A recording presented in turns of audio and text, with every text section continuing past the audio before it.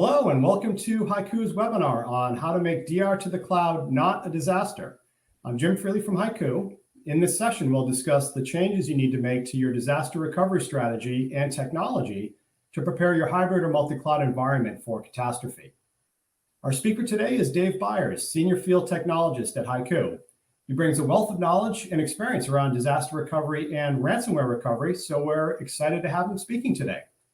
Before we begin, I want to remind you that your lines have been muted. If you want to ask a question, please do so through the question panel. And so, without further ado, I'll turn it over to Dave to get started. Dave, over to you. Great. Thanks a lot, Jim. I appreciate it. Today's conversation is about how to make disaster recovery to the cloud not a disaster. So in today's agenda, we're going to cover mainly 5 points. The first one is the challenges of protecting hybrid clouds, identifying the threats, danger to the status quo, ransomware recovery versus incident response, the role of disaster recovery to the cloud, and then we'll finally end up with audience questions. So with that, let's begin.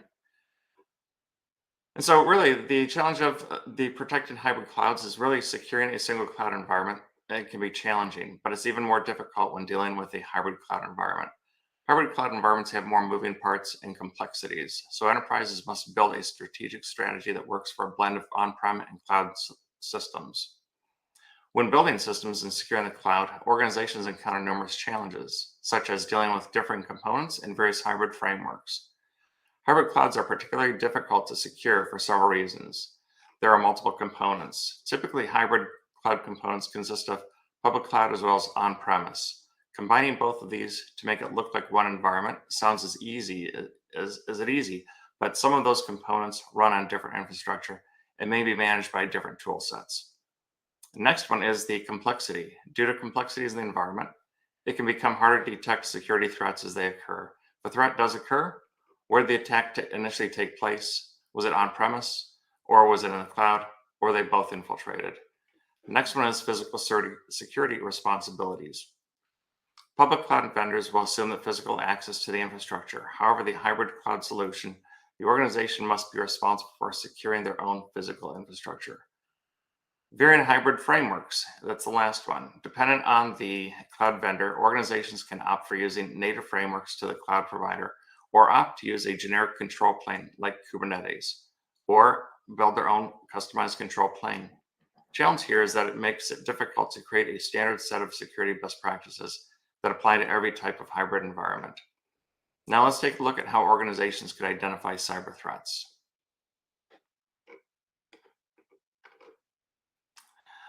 All organizations need to be prepared to handle different types of outages. The first threat is to a business is a typical planned or an unplanned outage. Most organizations should be prepared to handle these events by having a robust disaster recovery plan.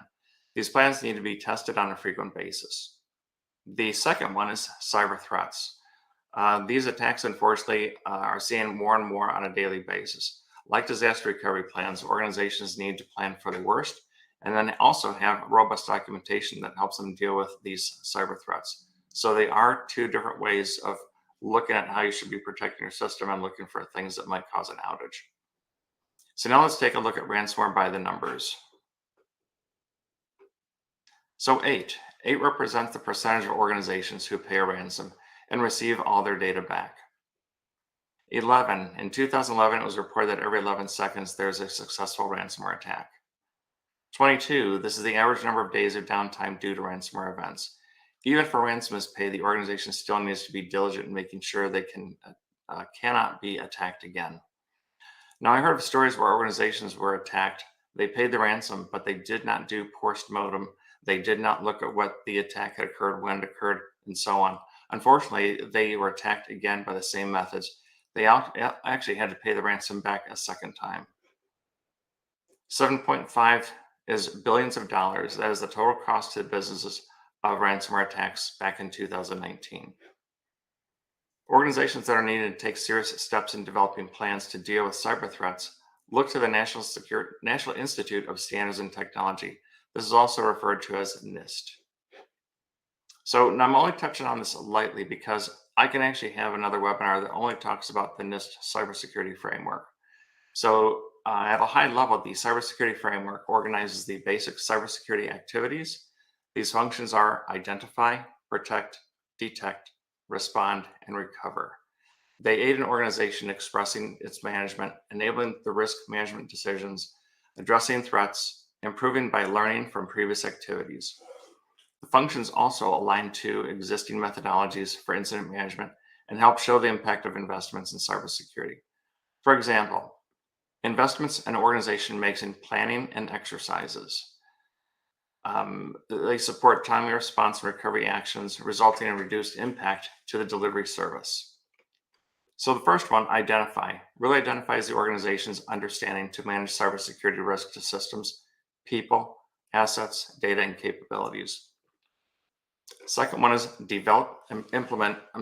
protect, which is now develop and implement appropriate safeguards to ensure delivery of critical systems. This function supports the ability to limit or contain the impact of potential cyber events. It contains things like identity management, access and control, awareness and training, data security and protection, process procedures, and protective technologies.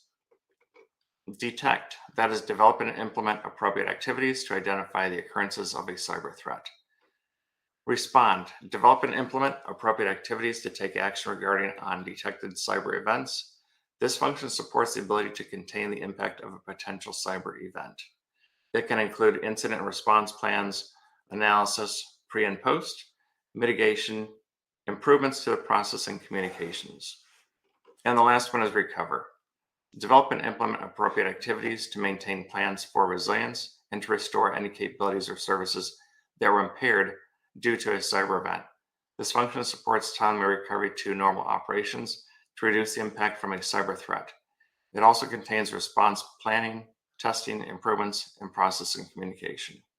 And what I have here at the lower right-hand side is the actual NIST cyber framework that you could actually take a look at. So if you want to take a screenshot of that, please do, because this is a really good place where you can actually take a look at that cybersecurity framework.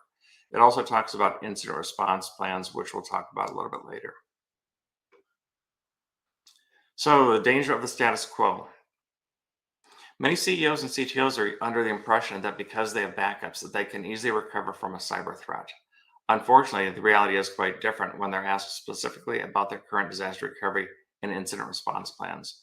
So what organizations say today is, listen, I've got my backups, we're good. We can recover the data, our data is protected, so they know that we can recover from a ransomware event. Unfortunately, many of these assessments that I have done, this is what I'm finding out, is that there aren't regular incident response drills. And when I talk to end users, they sometimes don't even know what an incident response is and how a disaster recovery plan is different from an incident response. I also find out that there aren't regular full disaster recovery drills. So they may do them once a year or they may not. Some really good organizations might do them quarterly or every twice a year. I also find out there's lack of documentation, or the documentation they have for disaster recovery drills is lacking or it's out of date. They simply just don't keep up with it. And once again, if they do not have incident response drills, obviously they do not have that documentation, but they do need to have the documentation. And also, is there an audit system to prove recovery? Typically, we need to have audits done to prove that you can actually recover from an outage, whether it be from a disaster or whether it be a cyber event.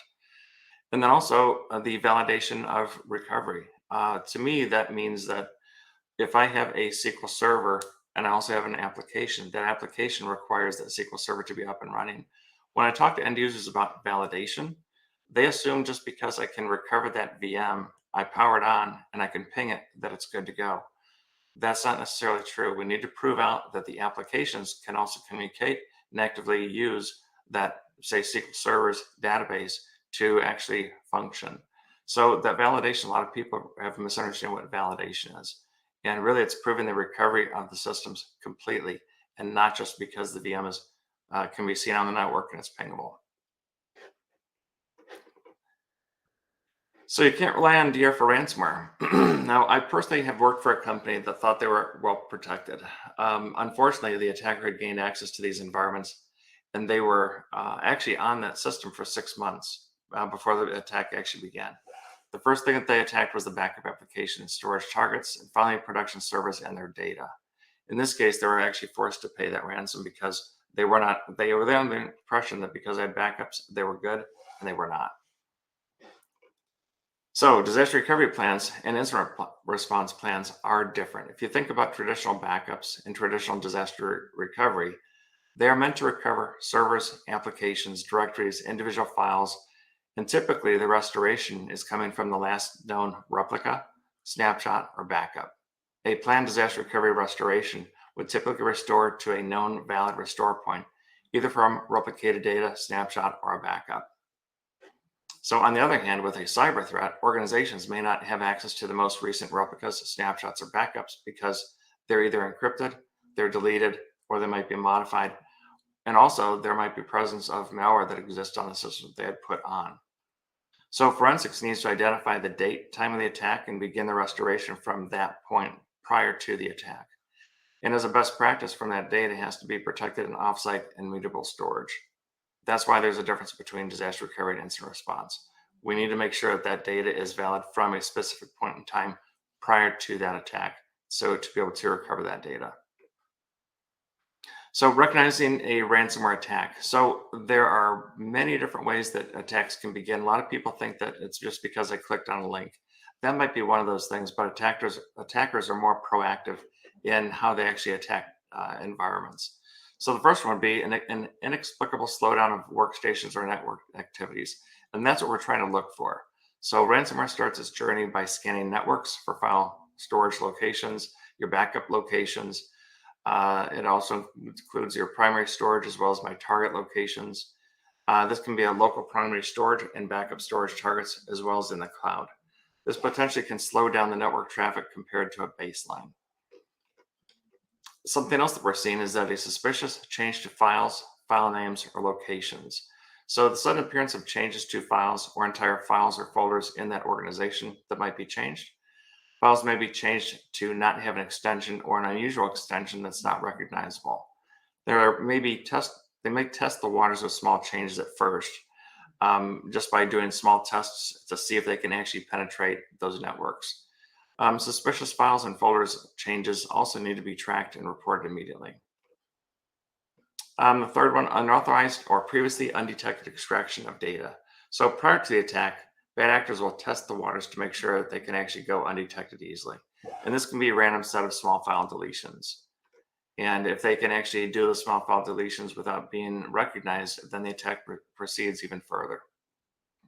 Repeated suspicious login attempts. Admins and end users will sometimes fat finger where the login actually fails. However, bad actors may be using automated scripts that will run through the password list and attempts brute force their way in.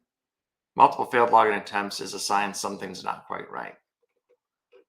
And also illegitimate network scanners. Network scanners do in fact are being used by for legitimate reasons within an organization. However, there are also illegitimate network scanners that can also account for different types of activity in the network that should not be there, and it's unrecognized by networking teams. Attempts to disable the Active Directory and domain controllers. Now, this is a tough one because it's less automated. It usually takes a lot of pre-planning on the hacker side. One such way that has been published is that a hacker used RDP to break into Active Directory servers. Then they added a ransomware tool called HYCU into the Active Directory login script. Everyone had thought that they were using the Active Directory server. They thought it was good, however, it was not. Because HYCU, what it was doing, it was automatically infecting users as they were logging in. Unrecognized or otherwise out of place file encryption. So encryption of data that is not normally done, especially on production data storage. Bad actors do small tests to see if they can actually go undetected by doing encryption in small little batches. Encryption of data with backup systems is common for organizations like HYCU. However, backup jobs typically follow a scheduled pattern when we do the encryption. Encryption outside of the typical backup schedules, that is what we're looking for. Also, unusual network traffic. Unexpected network traffic to the internet. As the hacker gains control of the server, they'll start sending and receiving data from a server that normally does not connect to the internet. Oftentimes, that hacker is going to set up a server in the environment as a jump server or a zombie server that can execute and distribute commands to other servers to minimize the internet traffic.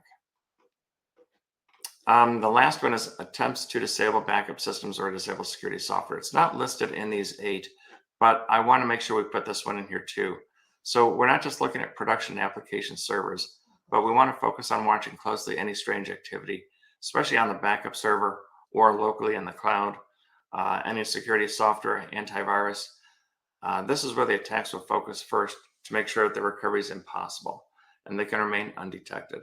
So when the attacks begin, they really look at everything in the environment, but the first thing that they want to attack is going to be your backup server and anything that is going to protect you against malware. So disaster recovery versus incident response. Because I've done so many assessments, and when I talk to people, I see that they do have tools for prevention. Everyone has firewalls, but we want to make sure we do things like restricting ports on that firewall. We also want to restrict server access, and we also want organizations to use multi-factor authentication. So most organizations are really good about doing this, which I call the prevention aspect. The next one is also detection. So it's looking for unusual activity and identification of any kind of malware that exists in systems. Most of the time, you'll find people using third-party applications to do this. They also might write their own scripts. They also might be using some kind of artificial intelligence by a third party for that detection piece. Now, when we get to recoverability, this is where when I'm doing assessments, I find that people say, well, yes, I've got my backups. My backups are good enough to do my recoverability. But it goes beyond that. Because people do really good jobs with prevention detection, they just assume because we do backups that they're very well protected and they can actually do that recovery.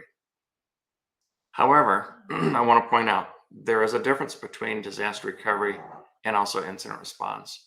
When we talk about disaster recovery planning, most organizations I speak to are really good about doing this. So they do have that recovery infrastructure. They do follow that 3-2-1 rule, making sure we have 3 copies of the data, 2 different media. So one can be on site, one can be on-prem, it could be on one local disk, it could be in the cloud, it even can be on tape.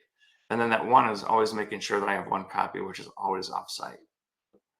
I do find that people keep they try to keep their disaster recovery processes up to date. They try to update those tests as they plan and test for their disaster recovery. So if they test every quarter, if they find any anomalies within that testing, they go ahead and make modifications to those DR plans. The one thing that I see that people do not do is if they make major environmental changes, I always talk to people about making sure that you always test disaster recovery if you make these environmental changes in your environment. Because you might be making changes, if I'm going through my DR test, that things are going to break and break down because I've made environmental changes, but I did not update my tests, nor did I test those changes after those environmental changes were made. Obviously, we've got data server applications, classification, prioritization. I do find that some people do a really good job about classifying their data, but what I also find out is that most organizations don't prioritize those data sets that they've now classified. And that's a really good idea to do because when we talk about restoration, whether it be from a disaster recovery or an incident response, that they understand what servers, my core components need to be up first. Is it a tier 0, a tier 1? We also need to prioritize which one of those servers actually has to be up and running first before the other ones can actually function. Servers application data sent offsite in immutable storage. That is always the best practice to make sure that we follow that 3-2-1 rule. And when we get down to that one which is offsite, I always want to make sure that it is in some type of immutable storage. And also auditing. I want to make sure that people audit their systems because we have to prove recovery. And so when audit takes place, they can usually say, well, I'm going to pick this server from this point in time, and I want you to prove to me that you can actually recover the data. That is always the best practice too, to make sure that I can actually do that recovery and prove that I can recover from a specific point in time that an auditor might have given to me. So it really just gives you peace of mind for any kind of major and minor changes, lets you sleep at night because I've actually practiced this and have done this. And also make sure that you're doing partial or full recovery drills on a frequent basis. So best practice would be every quarter. Most companies might not want to do every quarter, maybe twice a year, but at a bare minimum, do it at least once a year. So incident response. So what is incident response? This is really responding to a cyber threat. A lot of people think because I've got disaster recovery, I'm good, but that's not always the case. If you think about disaster recovery, as I mentioned in the previous slide, I can always fall back to that last known good replica, snapshot, or backup. However, in an incident response, you might not have the accessibility to that data from that last known replica, snapshot, or backup because it might be encrypted, right? So now I need to figure out what is that point in time to actually roll back to. This is where forensics comes in. So when that attack takes place, I lock down my production network, and then I can be in the forensics to find out the what, the where, the when, and the how, because I need to have a really good handle and understanding on when an attack had actually occurred. What did they attack? How did they do that? Because that's not going to play in my recovery efforts. So now I would stand up another network. I would begin the installation of my core services first, followed by my tier one, and then my tier two. So it depends on how far and wide and how deep the penetration was. I will see from that forensics. I will know that point in time that I actually can be in recovery. So as you can see, disaster recovery is different from ransomware. I'm sorry, the incident response. So yes, I do need to have an incident response plan and making sure, just like my disaster recovery plans, that I update those on a frequent basis. Any major changes to my environment, I also want to test that out. We also want to have remediation and analysis. So we want to analyze all that data to make sure that I am actually pulling the correct data into my production, my new production network, to stand up that business once again. And then from here, let's talk about disaster recovery into the cloud. So traditional on-prem solutions, especially ones that are built for resilience, redundancy, and disaster recovery, tend to be very heavy on CapEx. HYCU makes disaster recovery to the cloud very easy. CapEx-friendly ways to protect an organization's data. No need to maintain secondary offsite hot, warm, or cold sites. HYCU offers up a backup as a service model that can handle backup disaster recovery, incident response, data mobility to the big three cloud vendors, as well as private clouds. With the right process in place, HYCU can help reduce the likelihood of costly downtime by paying criminals to retrieve their encryption keys. The one thing about these encryption keys that you might get back from the hackers, understand that you're working with a criminal organization. So you can't trust that they're going to be completely honest with you and provide you with just one encryption key. They might have different encryption keys. And when they provide you the encryption key, it might be for some of your data, but not all of your data. And because you're dealing with a criminal organization, it's really on you to find out, how am I going to get that data back, and is that data still valid when I recover that data? So the legacy disaster recovery approaches to a secondary site. I had worked for a large hedge fund. What we end up doing is we end up having a disaster recovery site 28 miles away from my production facility. We're on a completely separate electrical grid. We had a complete data center, which we would consider a hot site. And when I say hot site, for those of you that don't know, it's a complete replica of my production environment stood up in a secondary site. That secondary site then is going to mimic my production site on a one-to-one pairing. That goes from like my network, so my servers, my storage, and so on, and it's complete. Now you can see in the legacy disaster recovery model, it's very CapEx heavy because I now have to have that secondary site that has all of that. Now, there's also a difference between hot, warm, and cold sites. So it depends on your organization. If you still follow this legacy disaster recovery model, is it a hot site, warm, or cold site? So it's all going to be different. So where HYCU's different is that we will not really follow that legacy model. What we like to see is disaster recovery in the cloud. The cloud provides a very fast way to provision servers on the fly and have them created already, but also in a powered down state. So because I'm using that cloud vendor, everything is pretty much ready for me to go. And I'm sending that data from my production side up into the cloud. So it depends on the scenario. Disaster recovery can recover from the latest known good snapshot, backup, or replica. And I can pick a point in time and be up and running in the cloud without hardly any effort whatsoever. Now, incident response, as I mentioned before, forensics has to take place to figure out the what, where, when, and how. And at this point, the recovery will take place from immutable storage from a very specific point in time that we figured out with forensics. So they should be able to tell us at the exact point in time that I can actually do that recover from that immutable storage inside the cloud. So HYCU understands that all organizations are in various stages in their journey to the cloud. HYCU can protect those organizations that are currently on-prem, following the 3-2-1 rule, sending their backups into the cloud for archival purposes, as well as utilizing immutable storage to protect against cyber threats. HYCU also understands that the organizations may be a hybrid solution, where they run servers and applications on-premise, but are making that journey into the cloud coupled with disaster recovery, as well as incident response. HYCU makes the transition from on-premise into the cloud very easy. Lastly, HYCU offers up traditional backup as a service with multi-cloud support and also ageless backup and migration. In all three scenarios, HYCU has you covered with those planned, unplanned disasters, as well as protection from cyber and malware threats. And it's been an exciting time for HYCU this year because we entered the Gartner Magic Quadrant and are seen as a visionary. Most first-year entrants do not enter the quadrant as high as HYCU has in 2022. HYCU is committed to delivering the best-in-class on-prem hybrid cloud data protection solutions in the market today. And with that, I want to thank you for watching. Jim, I wanted to actually open this up to see if we have any questions. Absolutely, Dave. Thanks for running us through that. Very informative.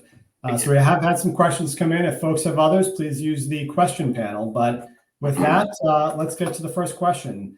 Question is, I haven't used the cloud before, but we're considering it. What are the benefits compared to an on-prem secondary site? So I like examples. And I used to be an administrator for a large hedge fund, as I said. The hedge fund was responsible for billions of dollars of investor money. So we had calculated the cost of downtime by the minute. The timeliness of disaster recovery was paramount because we managed billions of dollars worth of assets for other organizations. This hedge fund had set up a hot site to where they had identical service operating systems, applications, network, and storage. As you can imagine, the CapEx was enormous, and not just counting for the soft cost and getting ready for DR tests. We did this on a quarterly basis. So yes, it was expensive, but they wanted to make sure they were doing due diligence because of other people's money they were actually managing. So cloud vendors not only attribute the lower cost reduction, but also provide improved availability and easier server application maintenance. Organizations simply bring their data and applications back up, while the cloud vendor takes care of the servers, storage, and networking. HYCU makes it easy as we offer up HYCU Protege as a software as a service. All right. And using that real example really helped to bring it to life. Thanks, Dave. Next question. How secure is the data within the cloud to protect me against ransomware? So while no security system is foolproof, data stored in the cloud is typically encrypted, and anyone wanting to access the data needs to have a digital key. Also, big cloud computing companies have hired some of the world's best data security experts, and they store the same data in multiple places in case hardware breaks or part of a system is compromised. To date, most of the biggest data center breaches have exploited traditional servers at organizations, not data stored in the cloud. Most cloud vendors today offer up some of this as immutable storage. Okay, great. I know we're coming up against time here. I think we can squeeze one more in. So let me grab one here. Can HYCU help me move my workloads into the cloud? HYCU Protege provides a single platform of multi-cloud data protection as well as migration. Enables users to move workloads easily from on-prem to the cloud, as well as from one cloud to another. HYCU users love the simplicity of the migration process, but also use it for consolidating the number of clouds that they are currently using today. So Great. hopefully that answers the questions. I think so. Okay. All right. If others have questions or the others that have been entered, we will answer those after. We are going to have to leave it there, though, as we're up against time. But I want to say, Dave, thank you for sharing those insights. And thank you to our audience for joining us today. Hopefully you were able to garner some key takeaways that you can use from this. And we hope to see you on a future HYCU webinar. Have a good day, everyone. Great. Thanks, Jim.